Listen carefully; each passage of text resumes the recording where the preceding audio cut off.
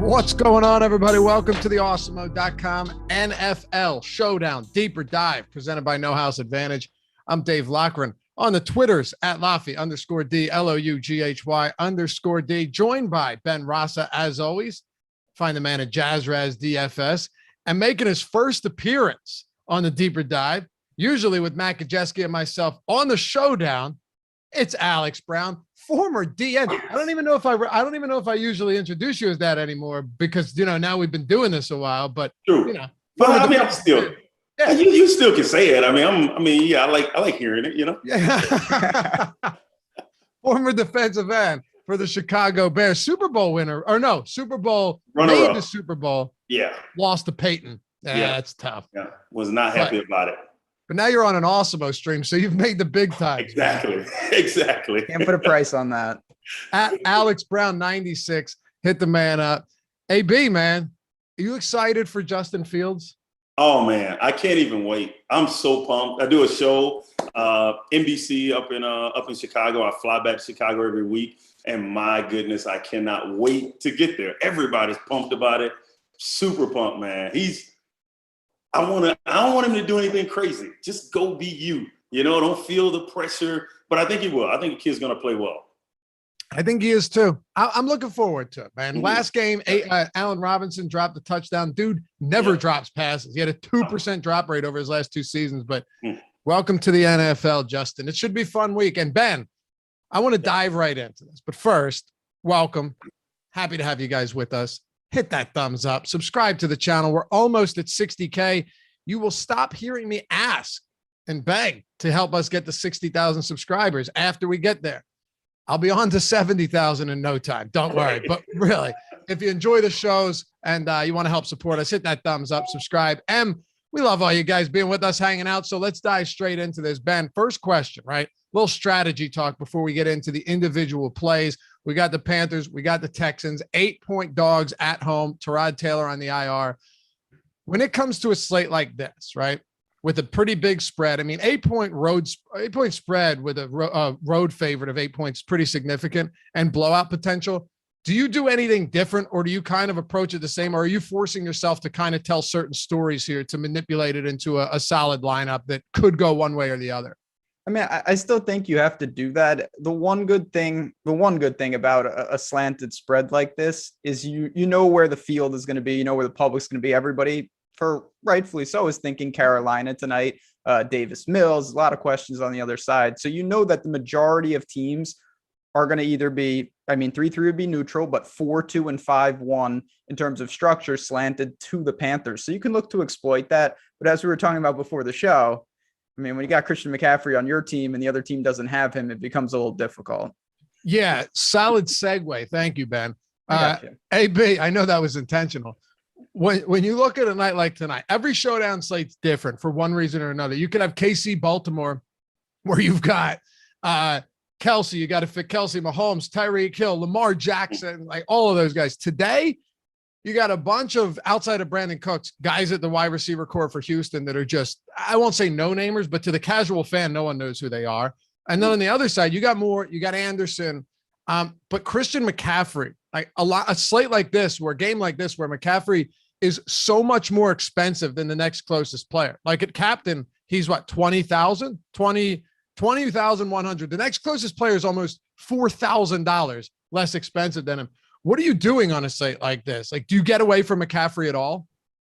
Well, I watch all the shows that I'm not on. I watch all the time, and I hear you guys talk about it. You just got to get different somewhere else. Like this chalk right here, you, in my opinion, I think you just got to eat it. Honestly, and then you get different somewhere else. You think about how this game's going to go, and you just go all in on that. If you think it's going to be a high-scoring game, I think you play McCaffrey and maybe some receivers from Houston, because they're going to have to try to keep up. I think limiting the players you play on for Carolina would probably make you different. So I think you eat that, though. McCaffrey's too good. Yeah, his price is way out there, but listen, so is his expected score. It's just so much further than everybody else. Yeah, and Ben, if we're adding on to that, McCaffrey has 30 looks, right? Like touches or carries plus targets, 30 looks in back-to-back games. He's caught 14 of 15 targets because he's catching all these behind the line of scrimmage, and then he just let him do his thing. And on our top score or our Showdown top plays tool, which you can check out at awesemo.com, he has a 58% top play percentage or top scorer percentage. So a 58% chance among every player that he is going to be the top scorer on this slate. That's an absurd number, no matter how good you are. Oh, there's no doubt about it. But as you already talked about, when you're getting the ball 30 times and, maybe a third of them are through the air and they're catchable, your floor is so high. We already saw McCaffrey earlier this year, didn't get in the end zone, didn't get any bonuses, and he still got there basically. And that's what's ridiculous about him. If he scores, forget it. Even if he doesn't, his volume is so good in a positive game script like this. It's hard to think, barring, we're not going to predict injuries here or anything, barring a true outlier, that he's not going to be relevant. And that's why he might be the highest owned Showdown player of the entire year tonight. It's very possible. And my brother-in-law comes over to watch the Eagles games, and I got the red zone next to it with the Eagles on one side, the red zone on the other. And we're watching some of the Panthers. And after the game's over, Eagles lose. He's like, man, McCaffrey had a rough day, huh? Because just like thinking from efficiency, you didn't see any flashy plays. AB, the dude had 25 fantasy points and he averaged 3 yards per carry. So it's almost like no matter what game script you're in, no matter what flow the game takes a hold of, no matter what the conditions end up being, this guy is just going to crush no matter what, unless he gets hurt. Absolutely. I mean, I think it's exactly what Ben said. I mean, he gets so much. There's so much that goes through him. I think it reminds me of I'm a big Bear fan, so it reminds me of when Matt Forte was at his heyday with the Bears. Like, he just got he got 10 catches out of the backfield. He's going to carry the ball 25 times. Well, that's McCaffrey. He's going to get it. He's going to get his touches now. Unless Lovie Smith and that defense came up with something miraculous to stop him, he's probably going to be the highest scoring player tonight. And that's what it comes down to. I had someone, Ben, in chat, Steven, who's always, hanging out in chat, say, we all know McCaffrey's a lock. Let's talk about some of the other guys. And the first part of that is accurate, but it's not that simple on a Showdown slate where you're talking about serious salary constraints. And trust me, I'm not about to tell you to fade McCaffrey, but I'm going somewhere with this. It's not that easy, because in one spot you could play him in the cap, and then you could flex him as well. So there's more than just one piece to this puzzle. And I do think it's viable to flex Christian McCaffrey today, and we'll get into all of these players from every team. But I do think it's viable to flex someone like McCaffrey and then maybe throw Robbie Anderson, who has his ADOT is 22 yards this year. Like, it's insane. Maybe throw him in there and hope that McCaffrey has a good but not great game, and Robbie Anderson rips off 2 long touchdowns. Anything's possible, but I don't think I don't think you should just be going into this going, you must captain McCaffrey at every lineup. I don't think that's a winning recipe at all.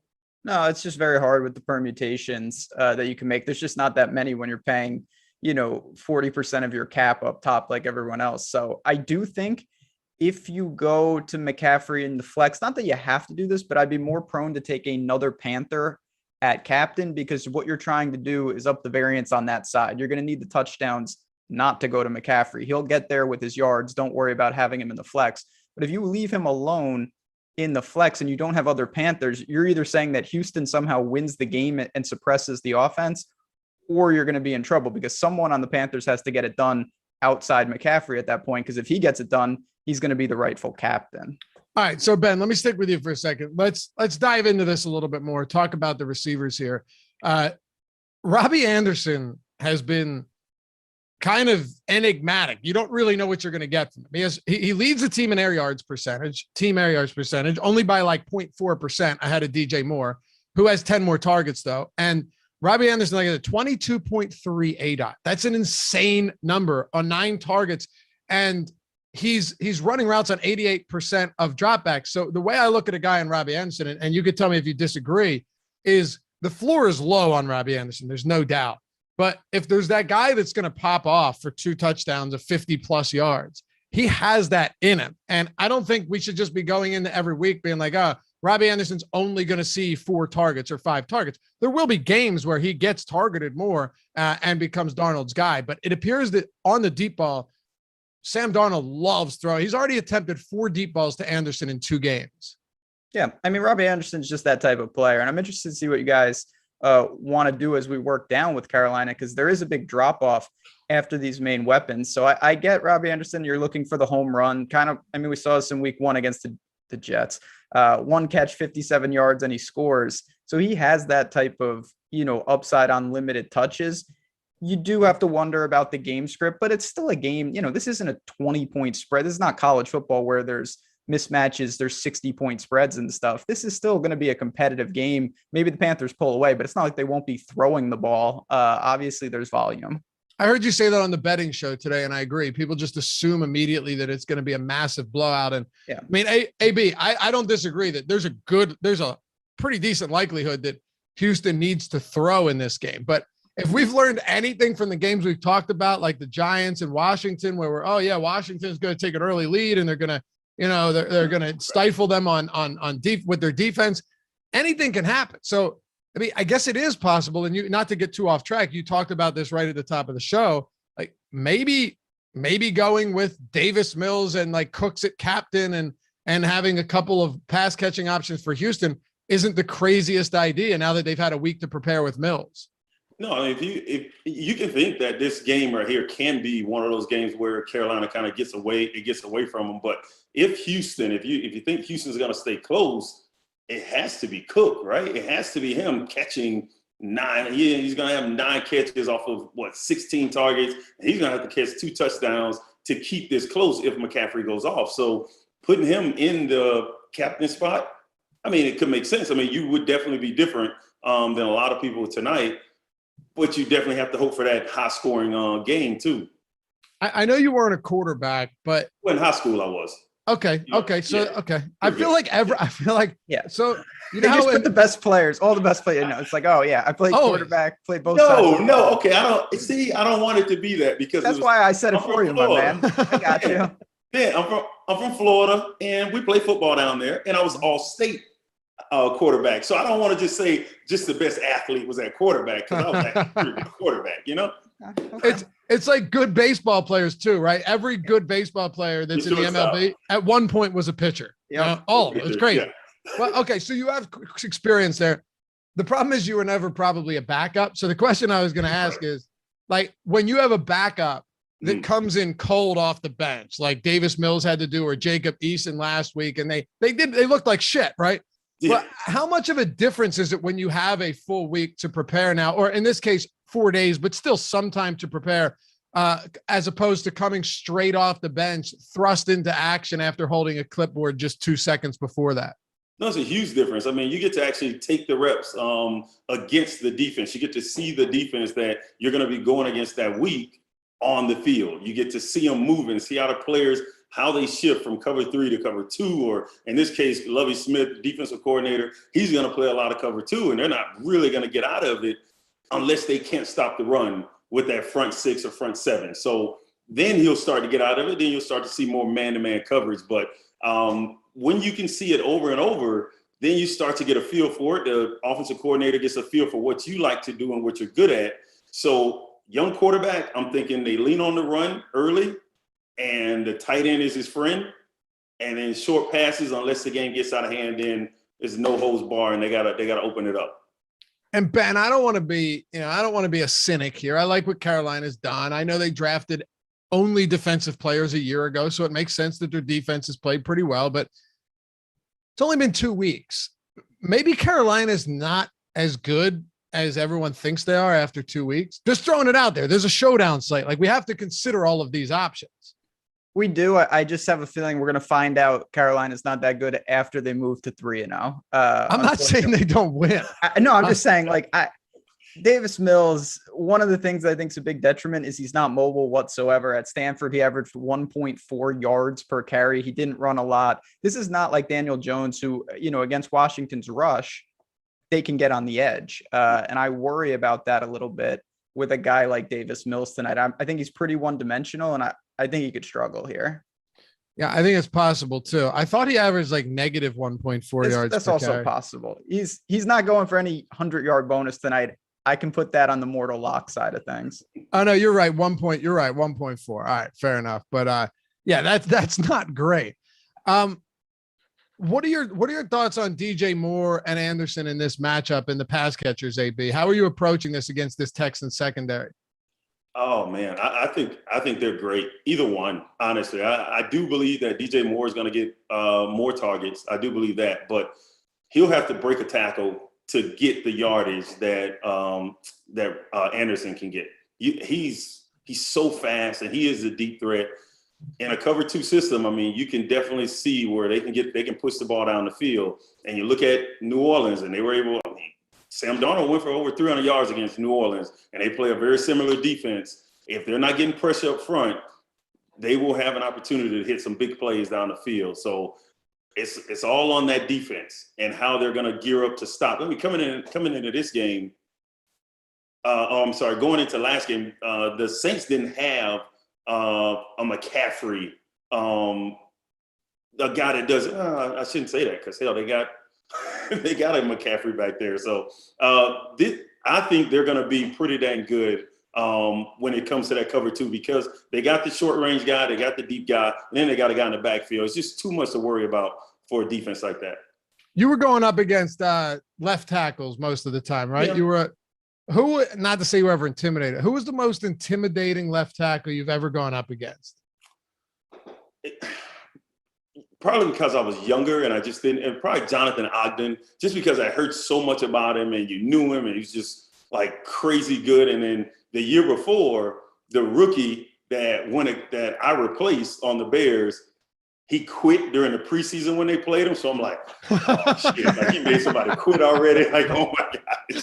Like, so it was kind of crazy when I went up against him, and we actually won that game against the Ravens in 2005. So it was crazy. But I mean, those guys they're big, man. They're big and they're good. Yeah, for sure. But I mean, on the other side, you got that some certain saying like, yeah, this is an intimidating D end as well. I just was curious because, you come into the league young, right? So there are guys you hear stories about for sure. And you're like, all right, I got to play him tomorrow. Oh yeah. Well, the tackle isn't the one that scares you. It's the defense that coach calls that, if Marshall Faulk comes your way, you got him one-on-one. That's the one that terrifies you. Oh, that's what it was. All right. So what running back was it that when you were one-on-one? It was Faulk all day? Oh yeah. Oh gosh. Yeah. Marshall Faulk. I'm terrified. Like, I don't want to be one-on-one with him. Not many corners wanted to be one-on-one with him. Right. Yeah. I guess the tackle isn't really much. Yeah. But okay. Marshall Faulk. I love it. Ben. All right. So you talk about some of these peripheral guys. You have Anderson, you have DJ Moore. I don't really think there's any question of whether or not they're viable today. They are on a showdown slate. Like, I'm going to try and play a good amount of those guys. What about like Dan Arnold, who he's played less snaps than Ian Thomas, but he's definitely running more routes, and he's clearly been more of the pass catching tight end, whereas Thomas is blocking a lot. Or Brandon Zylstra has run 9 routes on the year, but he had 3 targets last game. All his routes are outside, so he's going to get some deep opportunities. But once you get down into these guys, it's like you're really just hoping for a touchdown or one big play, and that's it. No doubt. There's really it's a pretty concentrated offense, and that makes sense when you have McCaffrey touching the ball 30-esque times every game. I think people are going to gravitate towards the kicker for Carolina, no doubt about it. I think people will gravitate towards the defense for Carolina. And then you mentioned you've got Arnold, you've got Chuba Hubbard, who, I mean, it wasn't great. He did get 8 carries, but they were ahead in that game basically throughout against the Saints. So he's going to have to be more efficient with his touches. Got Marshall. I think those guys are more apt if you throw Darnold in there. If you think that Darnold's going to spread it around, you're trying to capture more of that. I get it. If not, honestly, I would probably rather take some punts on the Texans side, just because everyone outside, as AB was talking about, if it's not Cooks, honestly, everybody else, it's wide open for that team. There's really nobody else that we can even think of. Yeah. And that's what kind of makes this a fun slate, right? Because we don't know who it's going to be outside of Cooks. Oh, no doubt. And unless you think, again, if they get absolutely dominated, sure. But if not, someone outside Brandon Cooks is going to have to make plays over there. So you've got those running backs. We'll talk about them in a second for sure. But I think for the Panthers, yeah, if you think, Hubbard can get a couple goal line touches, maybe you go there, maybe someone attached to Darnold. But It's going to be tough because this Carolina team, they want to impose their will defensively. Don't turn the ball over. Use McCaffrey and get out of here. AB, are you willing to throw Sam Darnold in the captain spot? No, not at all.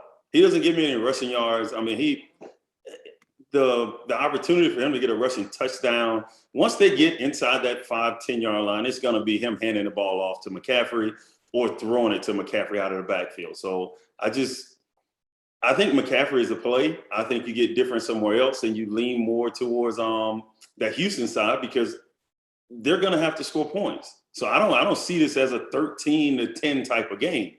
So they have to score and they will score. It's just who's going to score the points. So definitely Cooks. And I love the young kid, Junior, Marshall Jr. I love him. I mean, I think he can be one of those guys that not many people are going to be on. A lot of people will be on Robbie Anderson. So he could very well catch 2 catches for 87 yards and a touchdown. You know, he could run into that.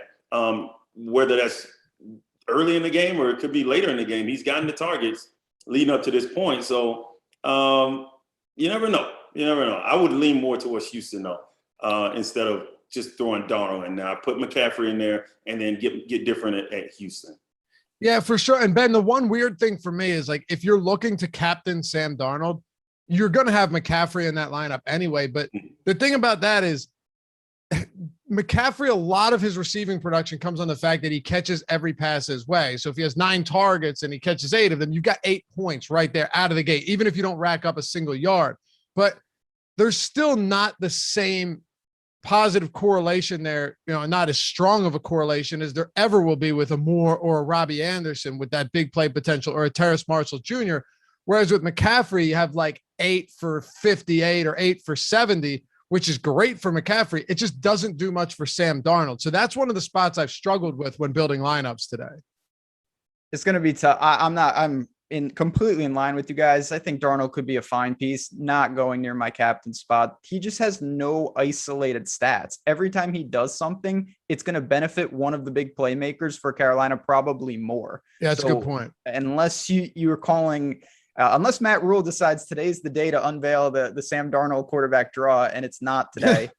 He's just going to be benefited by, Moore or McCaffrey or one of those guys. And it's not like you free up a ton of salary. Darnold's still a quarterback. He's still pretty pricey. And another thing, Ben, is when it comes to like Mahomes, who doesn't run really, he's mostly a pocket quarterback. The difference there is you would think, oh, it's a concentrated offense between Hill and Kelsey, but in a sense, it's really not. Like, he will throw a touchdown to Demarcus Robinson. He did last week. He will throw one to Byron Pringle. He did. He'll throw one to Mecole Hardman. When it comes to this team, I know there's Brandon Zylstra, but the guy's out there for literally like 5 snaps a game. It does feel like if Darnold goes off, I think this is kind of to what you were saying, Anderson or Moore, or Terrace Marshall Jr., if Darnold goes off, are probably going to have a huge game. One of them at least. Yeah. I mean, the other thing about the Chiefs, when you're scoring 5 or 6 touchdowns in a game, there's a lot of opportunities to spread it with Carolina. Even though I do think they're going to win the game, they're not a team. Their implied total in this game is nothing crazy. It's 27 right now. And I think that might be a little heavy, to be honest. So it's not like Darnold's going to be going out there and throwing 5-6 touchdowns. That would be truly unbelievable. It might be a pair, if that. Right. I mean, it's his touchdown prop is juiced heavy to the over -175, but it's at 1.5. So, that's Mahomes would be at like 3.5 in a game like this, AB. So yeah, I think you guys are on point. Would it be crazy to think that Mills may outscore Darnold? I don't think it's crazy if McCaffrey has a monster game on the ground. I don't see anyone on the ground that can do it for Houston in this matchup. No, I don't either. And I'm thinking, I mean, a play, if you want to be different, McCaffrey, I don't know how many people are we projecting that's going to have Darnold in the lineup, but I'm sure he's going to be a popular play. Just fading him and playing Mills, I think you'd be very different there and play a lot of the skill players because it's like Ben said, it's gonna help Cook, or I'm sorry, it's gonna help the Moore, and it's going to help Anderson every time he completes the ball. So if you play those guys and they actually catch a touchdown, you got Mills on the other side. It's going to try to keep this game close. I think he'd be real close to Darnold when it's all said and done tonight. Yeah, and AB, something Ben and I talk about a lot is you could play Davis Mills and Carolina defense in the same lineup because it's not out of the question that Davis Mills throws a pick six, and then now he's forced to throw even more. Yes, correct. And he'll make those. He can make those back. He can make those lost points back. But the defense just like they get a bunch of points for scoring a touchdown every sack. I mean, if they confuse him a little bit, we could easily see 5-6 sacks tonight, and those are huge points. So there's a lot of ways you can get different on this lineup by being a little different from what everybody else is going to do, which is the logical thing, is playing the big-time players, but get a little different. Ben, where are you at on Carolina's defense? I think they make a lot of sense for sure. I do think they'll be, anytime you get a situation like this, I do think they'll be relatively popular for a defense, and that's always a little fluky, but that's the type of thing with defenses. I think it's fine to play them. It's just, you got to be able to leverage, and don't think that hurts the Houston guys. I think it helps them. If Carolina's defense has a huge game, that means that Mills' passing attempts should be through the roof because he's obviously throwing picks. They're converting easy touchdowns, things like that. That makes the Texans have to speed up, not slow down. All right. So closing out Carolina here, Ben, you've got Dan Arnold, you got Ian Thomas, you got Zylstra, and we know what we're doing with McCaffrey, and you got Chuba Hubbard. Are you looking to get any of these guys into large field tournament lineups? I think if you go for like a Panthers onslaught, a 5-1 or something like that, I think you can do that. It's going to be tricky though, because if you have them with McCaffrey at captain, I'm not sure if there's any room to differentiate at that point. So I get it. Maybe a weird permutation. I think Terrace Marshall Jr. would probably be my favorite just because he's an explosive player. Everyone rightfully so. I mean, Chase and that receiving core from LSU was fantastic, but he was also a part of it. So this guy can play as well. He could have an opportunity for kind of like a Robbie Anderson type output with a big play. For sure. Hey, hit that thumbs up if you haven't done so yet. We got 1,100 people watching, 167 likes. Ooh. I mean, I know you guys appreciate having AB on this stream along with Ben. First time we've all been together. I mean, show some love, baby, and hit that subscribe button as well. I'll thank you in advance because I know you won't let me down. And of course, No House Advantage. I don't know if you've tried it out yet. You should. You absolutely should. But if you haven't been over to No House Advantage, there are a couple very specific reasons to play it. Ben and I will tell you this a million times over. When you have odds that are static and don't change, whereas on other books and other sites like this, they do, you have a massive advantage, okay? And not to mention that if you use the promo code Awesemo, you're going to get a deposit bonus of $25 just by signing up a deposit. So that's great. But when it's by the way, peer-to-peer player prop, that's called No House Advantage because, well, the house has no advantage here. Peer-to-peer player prop, tournament style. You're basically taking player props, putting them in the lineups and going up against other people like any other site, except in this case, there's no salary cap. But Ben, when you have static lines like this that don't move, and not to mention, you have the No House Advantage player prop tool and the optimal lineups tool totally free at awesemo.com. Pretty much have no reason not to play because it's the best place to build your bankroll right now, in my opinion. No doubt about it. You said it. I mean, you already referenced the prop today. Sam Darnold's touchdown passes. Okay, over 1.5. If you want to bet that in the real world, you have to lay a pretty juicy number, say like minus 160.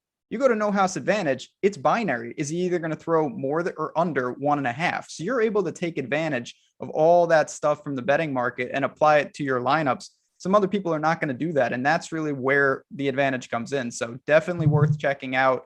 We have the tools to simplify it. It's really a no-brainer. Use the promo code Awesemo. Head over to nohouseadvantage.com or download it in the App Store or the Google Play Store. 1,000 different ways to play it. It looks nice. It's fun. And, well, legitimate way to build your bankroll, win some good money in the tournaments, whatever it is. And take advantage of those static props. Take advantage of everything that we have to offer, including the free tools.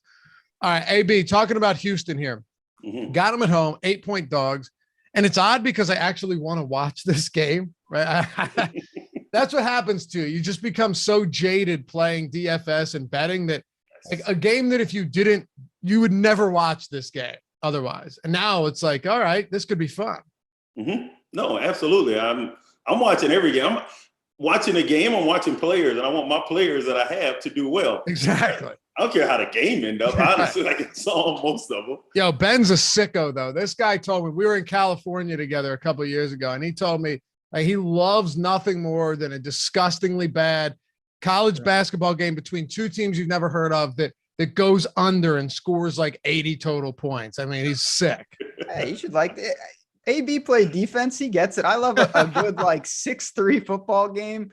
I'm all about that. I don't need any points. Just give me good defense. You know what? I would say that I wouldn't tell a lot of people what I'm about to tell you, but I really enjoyed the Georgia Clemson game. You know, I hate Georgia, so I really enjoyed that game because it was all about defense. I loved it. Gosh, that defense is good. So I'm with you, Ben. I love a defensive game. Well, you just told 1,200 people. I did. I know. I just thought about that. I was like, dang. We got to get some. I will. And chat's starting to come around here. The amount of Dogs fans versus Gators fans in there has been alarming. There's a lot of Bulldogs out there. I don't know where. They're always there. They're always there in the beginning of the season, Ben. Always. You know? Yeah, well, we'll see. You guys could have pulled it out against Bama. You had a shot there. They played well. All right. Baldy and Oaf says AB is the greatest. There you go, man. Getting some love right now. A lot of Bears fans, it seems like, as well in chat. That's awesome. Yes. So bad for you guys, man. I'm going to Soldier Field next year, though, and I heard that they kind of disgraced that stadium by leaving the outside the way it is and just completely gutting the inside. Well, if you look at it from how I'm looking at it, I left University of Florida, and my first year in the league, we played at U of I. So I ain't give a damn what it looked like. I wanted to play in the NFL. For sure. So it was great for me. Oh, absolutely. Yeah. But I'm saying for me, traveling to Chicago, you know. I hope it's soon because it's getting cold there. Oh, and I'm going next year. Yeah, next year. I'm not going to Chicago. It's shitty enough here in Pennsylvania, man. Yeah. It's cold. It gets cold. All right. Brandon Cooks, AB. Mm-hmm. He's not cheap, but one stat that I've mentioned a couple of times, it's insane to me. Davis Mills came in at the beginning of the second half. He threw 18 passes. He targeted Cooks on 10 of 18 passes. 56% of his pass attempts went to Brandon Cooks. And while they didn't convert all of them or even most of them into receptions, he did hook up on a 29-yard reception, and they did hook up on a touchdown. So he targeted him in the red zone. He targeted him deep. He targeted him everywhere. And unless you're going into this game with the mindset that, like, all right, let's throw Carolina off the scent and just not go to Brandon Cooks early because everyone assumes we're going to go to him and they'll double him. He knew that Brandon Cooks was the only reliable guy out there and targeted the hell out of him for an entire half. Yep. So as a defensive coordinator, if I'm coming into this game, I saw that, and I'm going to take that away from him. Right. Take it away. I'm going to make them do something else. Now, the weird thing is that Cooks, he's not Hopkins or Julio Jones back in the day where it don't matter what defense you run. You can actually take Brandon Cooks out of the game. You can. I mean, if you double him, he's done. Then they're going to have to go somewhere else, and there will be one-on-ones with other guys. So it's just picking through who did he go to when he wasn't going to Brandon Cooks? The tight end. That'll be a safe one. He gets the ball out of his hands pretty quick, or swinging it out to the running back, which, I mean, it wouldn't be, I don't think, Ingram, but maybe they get Phillip Lindsay in there a little more. David Johnson too, for sure. David Johnson. Well, David Johnson, I put him in that category with Mark Ingram. Like, he used to catch the ball a lot. Now he's a little older now. I think Phillip Lindsay would be the guy if they got into a 2-minute mode or they needed to speed up a little bit. It'll be Phillip Lindsay. It is an interesting thought though, Ben, and it's something I've been ruminating on. I watch too much Norm Macdonald on YouTube. It is like, if you're Carolina, are you not trying to take Brandon Cooks out of the game to the point where you're like, hey, we'll let Andre Roberts and Chris Conley beat us? But then on the other hand, it's like, well, is Davis Mills just going to try and force feed Cooks anyway? Because he knows while he's no Julio, he's still by far leaps and bounds ahead of anyone else out there. I'm having trouble getting squared up on that thought. Yeah, I mean, Carolina's not stupid. They obviously see this offense has got some issues, and they're going to try to force Davis Mills into some uncomfortable things. He was 8 of 18 in relief. So obviously, I don't expect him to be efficient tonight. The volume should be there, but all those targets just can't go to Cooks. I'm sure he wants them to, but someone else is going to have to step up, whether that's Connolly. Anthony Miller, I don't know exactly what he could do, but if he is active and ready to go, I mean, we've seen him at times look good. It's thin, though. Someone's going to have to step up, and then there is the trio of backs. I'm totally in line. I don't think Ingram will be relevant in the passing game. The other two, though, Lindsey would be my preferred option. You have to imagine Davis Mills is more than willing to lean on them and try to shorten this game. I'm with you in theory on the idea, but I think it could absolutely be David Johnson here. I mean, just in terms of routes run, David Johnson is at 28. Lindsey's at 12 on the season. Ingram's at 9. As far as targets go, David Johnson's been targeted, 6 times. Lindsey has 2 targets. Ingram on the season and through 2 games has 3 targets. It's a mess for sure. But we were hearing a lot about Phillip Lindsay being the lead back, the first and second down back, and then Johnson being the third down back. And then you get Ingram that comes in, Ben, and do you know how many carries he has in 2 games?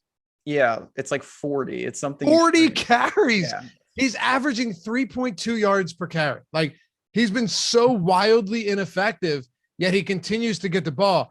I also think if you're building lineups today, it might not be the worst idea to assume that maybe, just maybe, they look at this and say, and David Culley goes, all right, maybe this guy's not the guy we want getting 15 carries a game. Like, maybe Lindsey should get some more carries and then ends up getting a 50-50 split with Mark Ingram if the game stays close.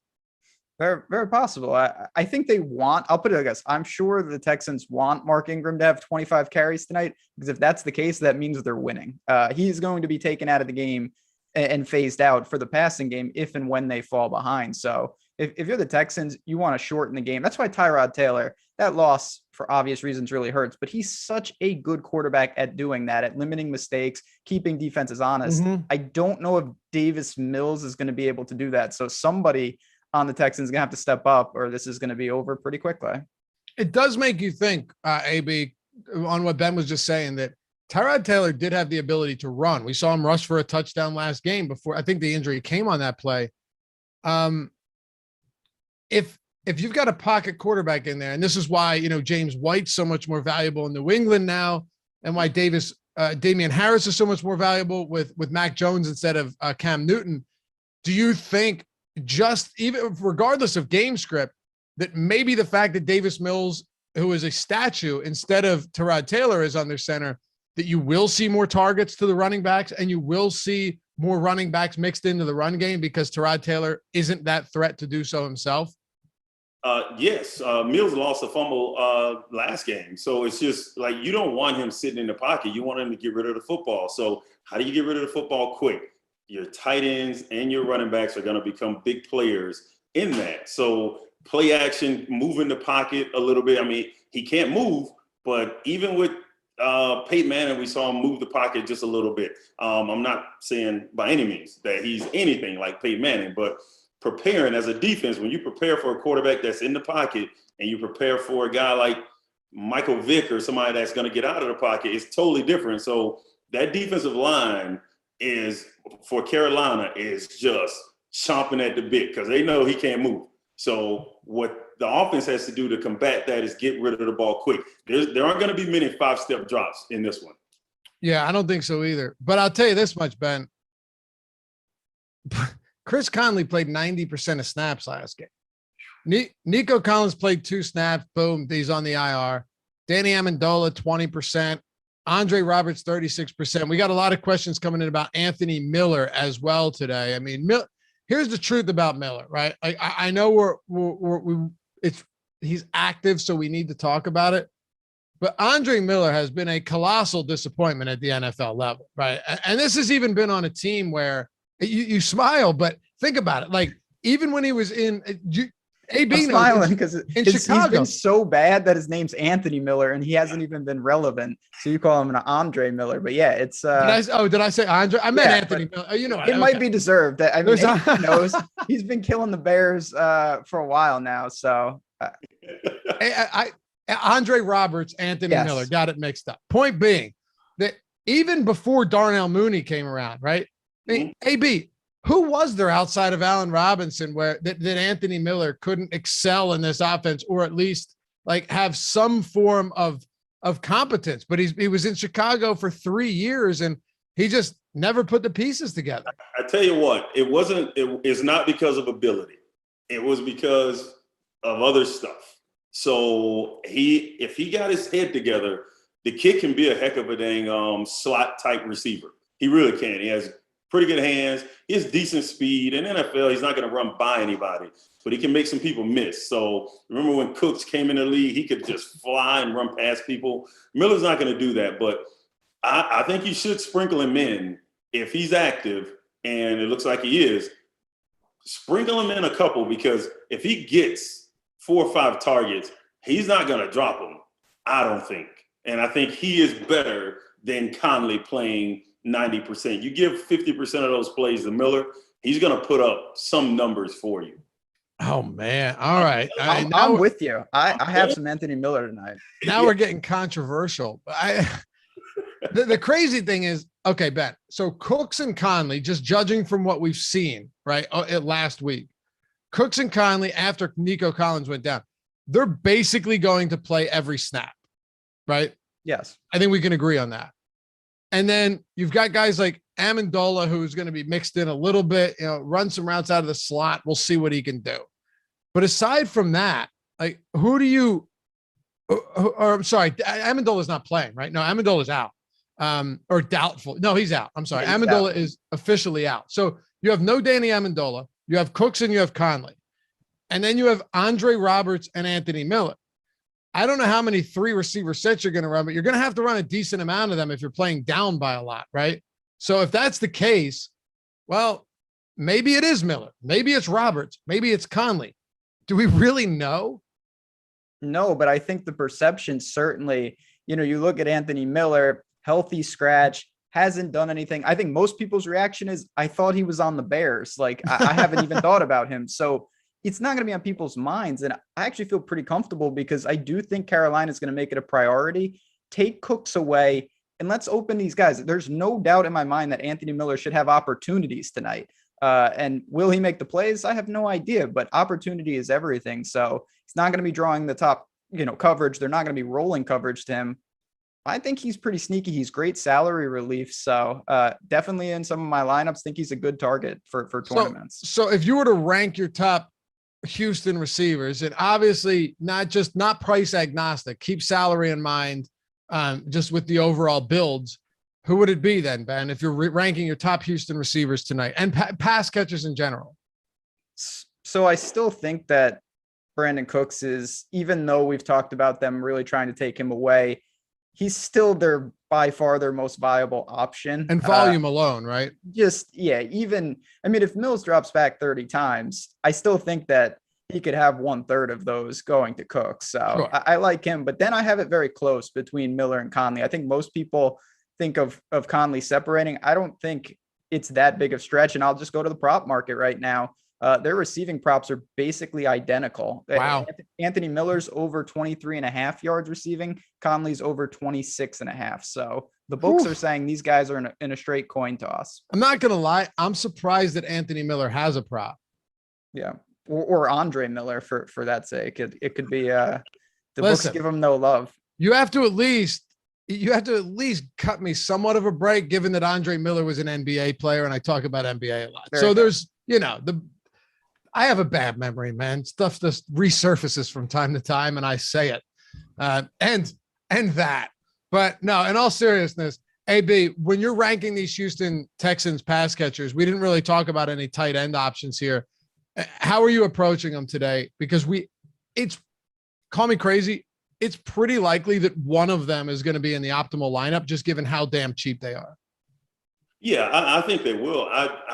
I'm right there with Ben, man. I think Brandon Cooks is going to get 12 targets I think it's 10 floor. He's going to get 10 targets. Now, if he's not able to complete it to him, then they're going to go to somebody else. I think that somebody else is Anthony Miller. I think Houston really likes him. They want to see him out. I want to say they actually traded for him to bring him in. So they like him. He's had a shoulder. He had some on-field issues where he punched somebody on the field. So it's not talent. It's just him honing all that energy and being a receiver. The kid can play. He's better than Connolly, okay? He's better than Connolly. You give him 90% of those plays, and we saw what Connolly did with all those reps. Nothing. Give it to Miller. Some people aren't going to play him. I get it. I'm playing him because I think he's gonna get 8 targets by the end of the night, and if he's catching them, it's just going to keep going because he's one of those type of guys. He's an energy guy. That's actually not a bad way to look at it. Like, hey, Conley's playing a lot of snaps and doing nothing with them. Right. Yeah. I will say though, I mean, listen, I know it's not pretty, but you do have Jordan Akins and Pharaoh Brown, which is a great name. Pharaoh, great. Ben, your firstborn, I want you to name him Pharaoh. And my secondborn. So you just have a pair of Pharaohs walking around. Pharaoh's a great name. Pharaoh is a great name. It's a sick name, right? Okay. But noted. For real though, these guys aren't being talked about. We've seen Houston target tight ends in the red zone many times, whether it's Deshaun Watson or whoever. Like, they will look towards their tight ends.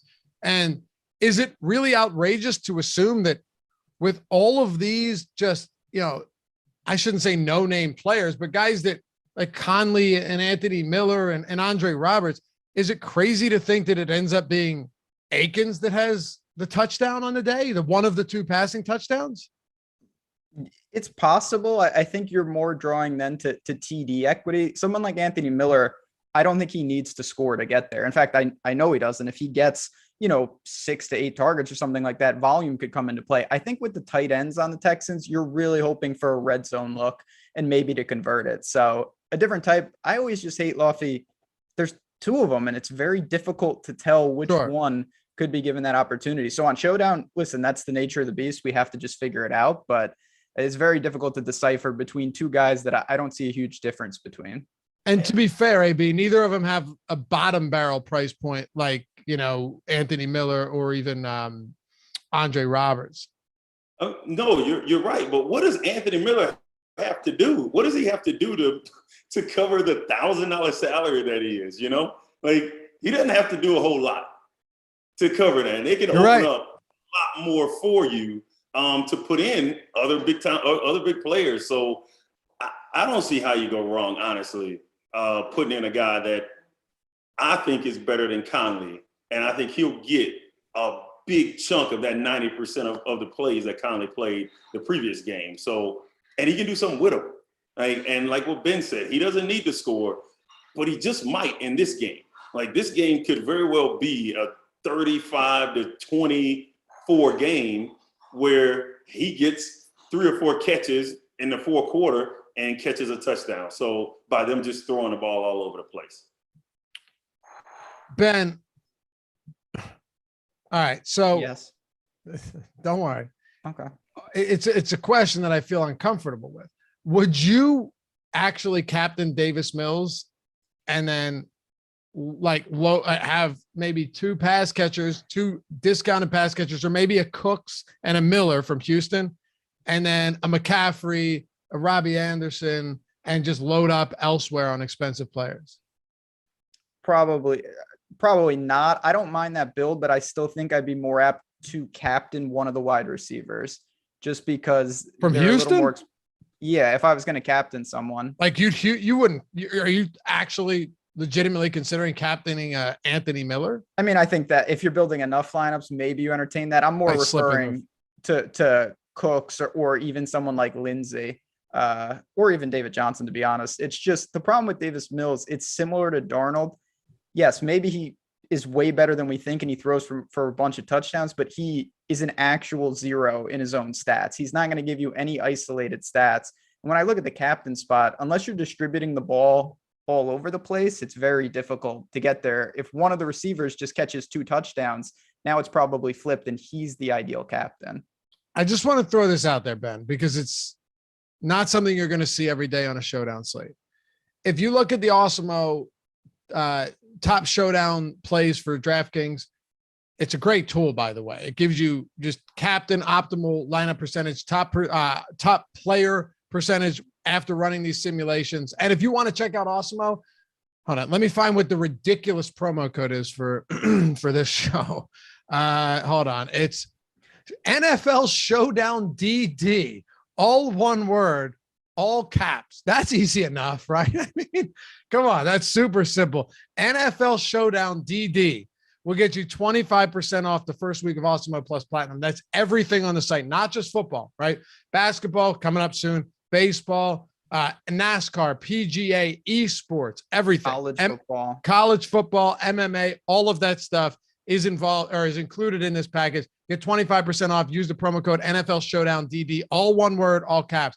But if you're actually looking to make an investment into this, just like a legitimate commitment, you can do a full year Awesemo Plus Platinum, or you can do just a full year of NFL, just a full year of basketball. You can do a month for all sports, one sport, doesn't matter. But I can tell you this, all of these tools built and used by Alex Baker himself, who, well, has won millions of dollars using them and is getting married this weekend. So hit the man up on Twitter, give him a shout out, wish him luck because he'll certainly need it. But nevertheless, NFL Showdown DD, 25% off the first week, Awesemo Plus Platinum. That's everything on the site. And now you can get Fantasy Cruncher for a week, not just a month, if you want to add that on. So check it out. Amazing tools. I think you'll thoroughly enjoy them. And if you have any questions about everything we've got going on, you can DM me. My DMs are open at Laffy_D on Twitter.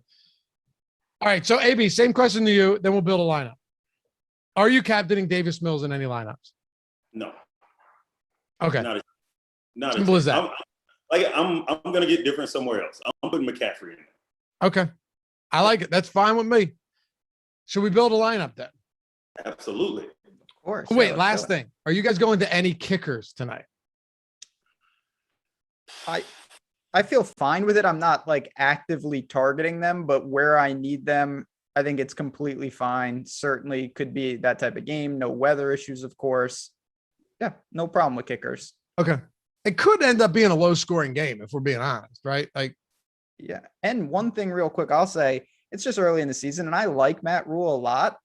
He's been really conservative. I've seen him punt inside the 50 a couple times. He's been able to take some field goals. So if you have a 4th and 1 and whatnot, I think he's more likely to put points on the board than some other coaches that are going to say, I'm not rolling my kicker out there. We're going for it. AB, what about you? No, I'm not. I mean, I'm building 3 lineups, so I'm not going to have a kicker in mind. I just think it's going to be, they'll get extra points. They might get 1 field goal, but I don't think it's going to be enough. They're not going to get enough opportunities. I think these teams will convert once they get down there. Okay.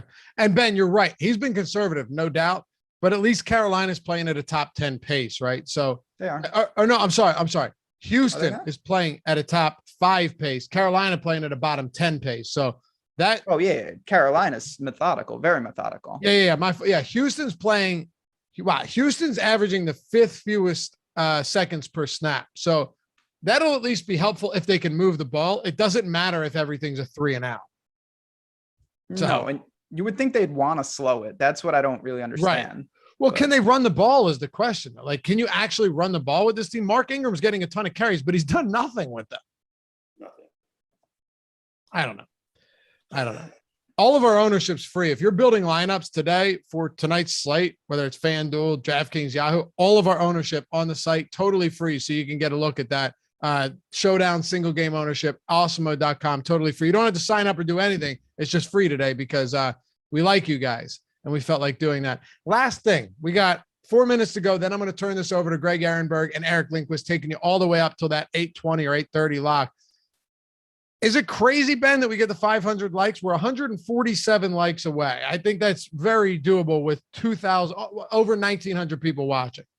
I think we can do it. We're going to build this lineup. We gotta show the love for the lineup. This is where, Luffy, where are we doing this? Where are we starting this lineup? Well, first of all, AB, I got excoriated by Chad the other day on Monday Night Football because we built a lineup, Matt Savoca and myself, and Jordan's using the lineup builder. Shout out to Jordan Klein, by the way. Hit that boy up. He's been working since 5 a.m. this morning on the West Coast. And the lineup builder had a bug in it. So it looked like the lineup I built was $5,000 over salary. and everyone's calling me an idiot. And I'm like, unsubbed, you guys suck. When really the lineup was 100% fine. It actually was under the salary cap. So that has since been fixed. But I wouldn't do it. Come on. I've been doing this long enough to know I'm not giving you a lineup that's $5,000 over the cap. AB, it's up to you, man. First time on the deeper dive. Who are we throwing in the captain spot on DK? Hey, there's nobody else I'm putting in there. I'm putting McCaffrey. All right, let's go McCaffrey. Ben, first flex. You know where I'm going. I'm going Anthony Miller, of course. I'm gonna get some salary relief for you. I'm actually okay with that because he's so cheap. Exactly.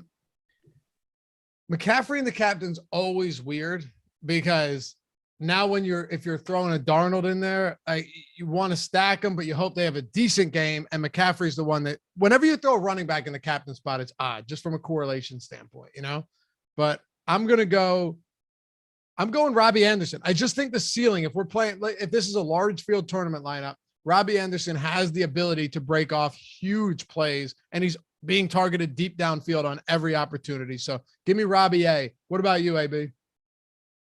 Man, I'm going to stick with what I was saying earlier about Sam Darnold and Davis Mills. I think Mills is right there with him, but I think the ownership will lean a lot towards Darnold. So I'm going with Mills. I'm going to go Mills here.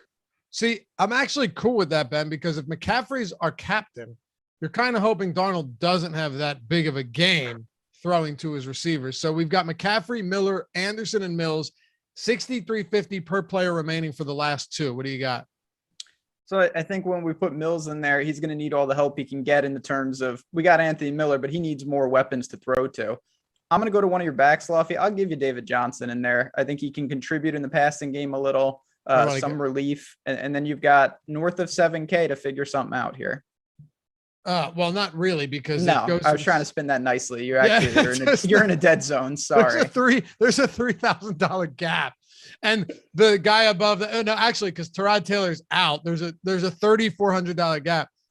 I'm telling you right now, I don't think it's crazy to throw Panthers defense in here because Mills throws a pick six, right? If we're telling a story, Mills throws a pick six, then he's got to come back, dump offs to David Johnson, throws to Anthony Miller. McCaffrey's already crushing because they're in great field position from all Mills' mistakes.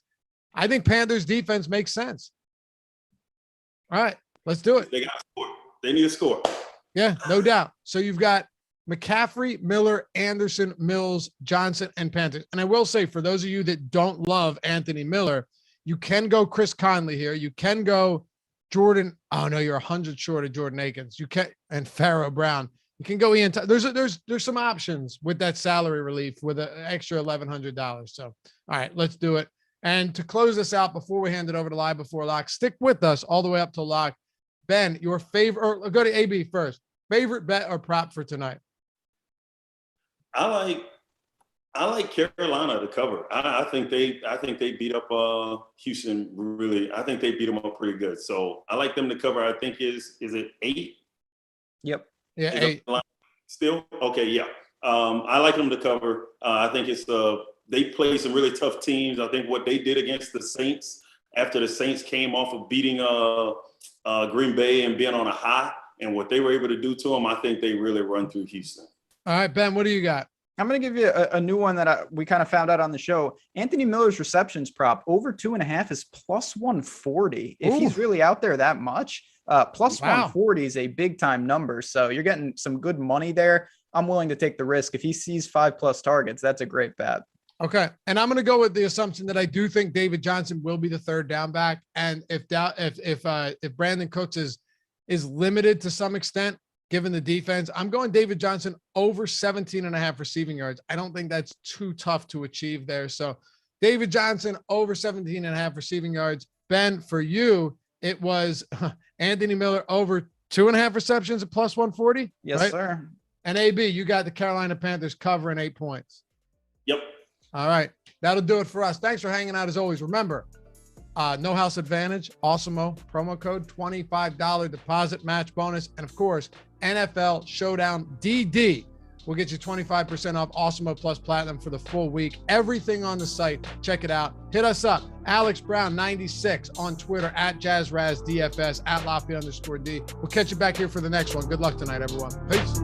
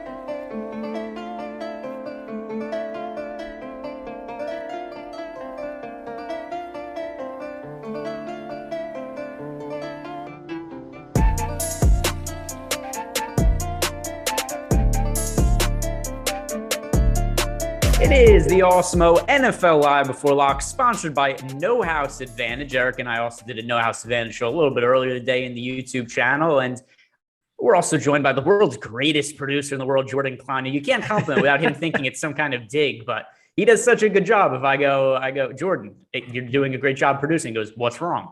I go, you're doing a very good job. And he's like, this guy, what's wrong with this guy? He doesn't take compliments. Well, Jordan does a fantastic job at his job. He does not enjoy it whatsoever. But Eric, little Panthers, Texans action. The Thursday night games, I think we've grown accustomed to this kind of matchup. What do you make of it?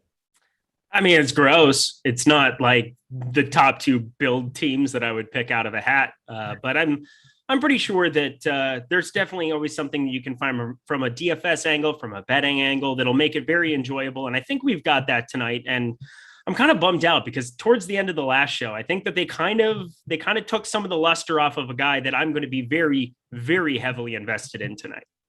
Oh, a little tease action. Is it somebody totally off the board like Christian McCaffrey by chance? Oh, absolutely. Yeah. So, I mean, just fade Christian McCaffrey, win money, right? Yeah, that's for sure. Christian McCaffrey, surely he's projected for no fantasy points today, but we'll be getting into him when we get to the running backs. Sneak, I like Christian McCaffrey. I assume Eric does too, and I think he's kind of unavoidable in the context of this slate. But let's start with the quarterback position, where we've got Sam Darnold on one end and we've got Davis Mills on the other end. You know, it's really hard to know what to make of Mills, considering we've seen such limited amount of him at quarterback. And you also consider the team around him also fairly terrible. On the other side with Sam Darnold, the only real concern I have here is game script. He's played fairly well to this point in the season. But is this going to be a game where the Panthers, as 8-point favorites, get up to a big lead? They don't have to throw the ball much in the second half. So let's start with there talking about the game script here. And how is it influencing the amount of exposure you're getting to Sam Darnold in your lineups? So I think it really depends on the site too. And this is why you should be playing multiple sites. You should be adding that to your portfolio, because without playing on FanDuel tonight, I wouldn't get to a ton of Sam Darnold comparative to the field. We're looking at DraftKings. You have three pretty strong potential wide receivers there. From the Carolina side, obviously Brandon Cooks up top, Anthony Miller, who I was kind of alluding there in the prequel. I feel pretty good about Sam Darnold over on FanDuel, where I think that there is some opportunity to play him in the MVP over Christian McCaffrey. Otherwise, on DraftKings, I just don't see it that, I don't see myself that capable of being able to pull the trigger over there. As you said, he's been very efficient. I mean, it hasn't even been crazy. The over 300-yard bonus came in big handy on DraftKings against New Orleans. Obviously, that was a full slate. And in a showdown, if he puts up 22.9, I got to be thinking that unless Christian McCaffrey goes for 30, that he's somehow going to be in the optimal lineup there for sure. Christian McCaffrey just would have to be captain at that point. But he's still a good play on this slate. I'm just not getting to an outrageous amount like I usually get to the quarterbacks. I think the last couple showdown slates you and I have been on together, we've just been very high on them together. And it's because of the way that the salaries work out in this game with Christian McCaffrey. You prioritize him, you figure out everything else later. Yeah, that's where I'm at as well. And the other thing to consider too, we're just talking about the quarterbacks, and it's a little bit different concerns with the quarterback. Sam Darnold, are the Panthers just so much better than the Texans that this doesn't end up being a very competitive game, which is a minor issue. It's not the biggest issue in the world for me on a single game slate, but it's at the very least something I think the game script does a little more favorable to Christian McCaffrey in the run game than it is for the pass games. Then the other side with Davis Mills, I just don't really know what we're going to be getting out of this guy as a quarterback. And at least in our projections right now, he's going a little bit over-owned. We have him with 5% captain ownership and a 1.7% chance to be the top scoring player on the slate. Then we have him with 28.4% utility ownership, which, that in itself is about what we have is fair in our sims. It's still a little bit high. And then over on FanDuel, Davis Mills, we have picking up 7.6% captain ownership. That looks a little bit high.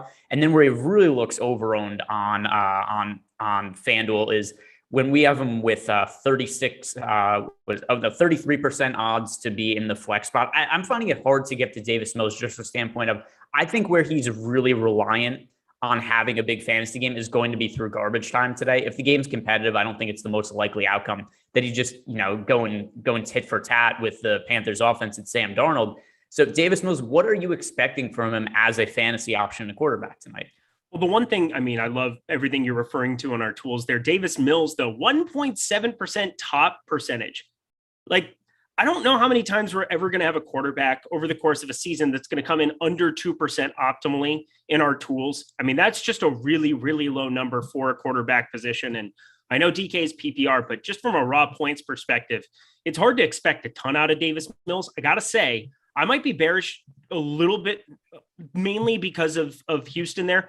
This might be a spot where I'm still a little bit at the field, maybe a little bit over, just because of what everybody else is doing. Everybody else thinks Davis Mills sucks too, right? Like, can we kind of agree on that too? Yeah, he's still somewhat popular though. It's not like this is a quarterback who's not picking up ownership. He's still somebody overall is projected for 40% ownership overall on FanDuel when you consider his captain ownership. Yeah.